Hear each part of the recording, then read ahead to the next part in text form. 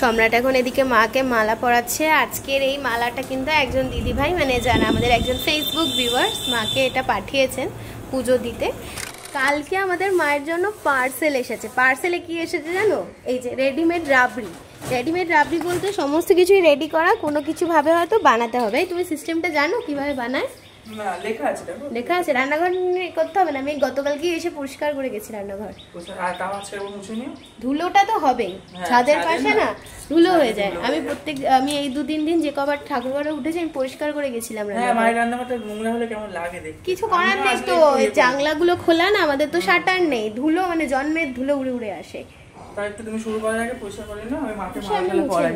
ঠিক আছে, মায়ের পুজোটা দিয়ে দিই। ঠিক আছে। সম্রাট এখন এদিকে মাকে মালা পরাচ্ছে। আজকের এই মালাটা কিন্তু একজন দিদিভাই মানে যারা আমাদের একজন ফেসবুক ভিউয়ার্স মাকে এটা পাঠিয়েছেন পুজো দিতে।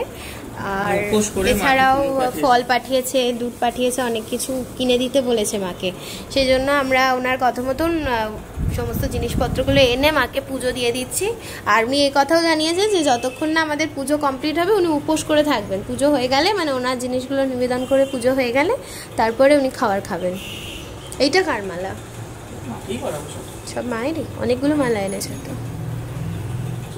মায়ের জন্য যে পুজোটা এসেছিল দুধ রাবড়ি, এটা 3 দিন আগেই এসেছে, আমরা সময় পেয়ে উঠিনি করে দেওয়ার।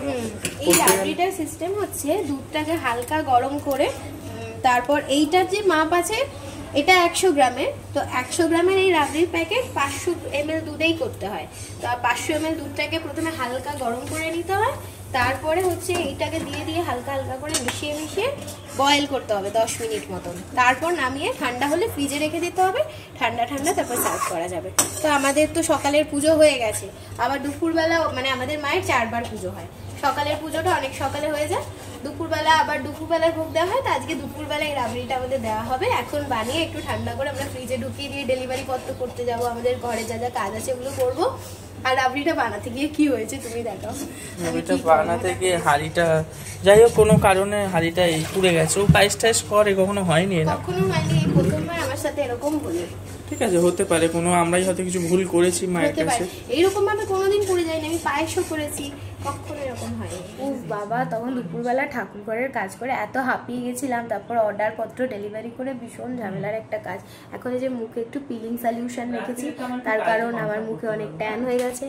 আর এদিকে সম্রাট অ্যাজ ইউজুয়াল নিজের ঘরের কমফোর্টেবল পোশাক পরে অর্ডার নিচ্ছে। 2টো ভেজ থালি, 4টে এই থালি ওই থালি, হ্যানা ত্যানা। আমি একটু শ্যুট করছিলাম, ওই জন্য এখানকার সব জিনিসপত্র এরকম করে রাখা। তো যাই, এইটা আমি মুখটা ধুয়ে আসি। আজকে একটু পিলিং সলিউশন মেখেছি, কারণ আমার যে মুখের ছেড়ুন এতে তো স্ক্রাবিং চলে না, ওই জন্য আমি কেমিক্যাল এক্সফোলিয়েশন করি। কেমিক্যাল এক্সফোলিয়েশনে আমি কি ব্যবহার করি ওটা তোমরা দেখতে হলে আমাকে কমেন্ট করবে, আমি তোমাদের শর্টসে বলে দেবো। আর যাই, এখন একটু শীট মাস্ক ব্যবহার করবো, ফেসটা ওয়াশ করে আসি। এই যে একটু শীট মাস্ক পরে নিয়েছি, সম্রাটকে নিচে পাঠালাম। বেশি জোরে কথা বলতে পারবো না, শীট মাস্ক আছে তো। সম্রাটকে একটু নিচে পাঠিয়েছি, একটা জিনিস আনতে গেছে, দেখাচ্ছি তোমাদেরকে। আর আমি কি শীট মাস্ক ব্যবহার করেছি একটু দেখে নাও। এটা হচ্ছে কোয়েঞ্চ বোটানিক্সের rice water deep hydration face mask. চাল ভিজিয়ে রাখলে যেরকম একটা গন্ধ হয়ে যায়, এই শীট মাস্কটাতে ওরকম একটা বাজে গন্ধ বেরোচ্ছে। কিন্তু বাজে গন্ধ হলে কি হবে, জিনিসটা কিন্তু বেশ ভালো। আর আমার অ্যাকনে প্রন স্কিনের জন্য জিনিসটা বেশ ভালো যাবে, কারণ এর ইনগ্রেডিয়েন্টসগুলো আমার স্কিনে যায়। রাইস ওয়াটার সেরামাইড, যেটা আমার খুব দরকার, হাইলুরনিক অ্যাসিড এটাও দরকার, আর নিয়াসিনামাইড, তাই জন্য এটা আমার বেশ ভালো। ঠিক আছে, বাকিটা সম্রাটকে দেখাচ্ছি কি দেখানোর জন্য লং ট্যাক্সিটা স্টার্ট করেছি। আর আমি আজকে সম্রাটকে একটা জিনিস কিনে দিয়েছি, সেটা হচ্ছে ওর মোস্ট ওয়ান্টেড। এটা আলোর দিকে এসে দেখাও তো কিরম দেখাতে লাগছে। এটা হচ্ছে চুনি আংটি। হাতে পরে দেখো, হাতে পরে দেখো, হাতে ছাড়া ভালো লাগে না, হাতে পরে দেখাও কেমন লাগছে দেখি, হাতে পরে দেখাও।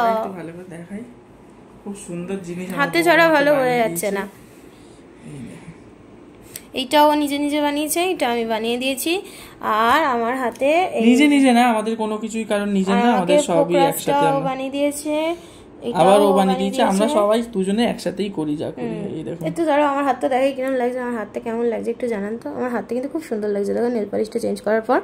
আগের দিন নেল পালিশটা, তোমার হাতটাও ভালো লাগছে, তোমারটা বেটা ছেলে লাগছে হাতটা, মেয়ে মহিলা হাত লাগছে।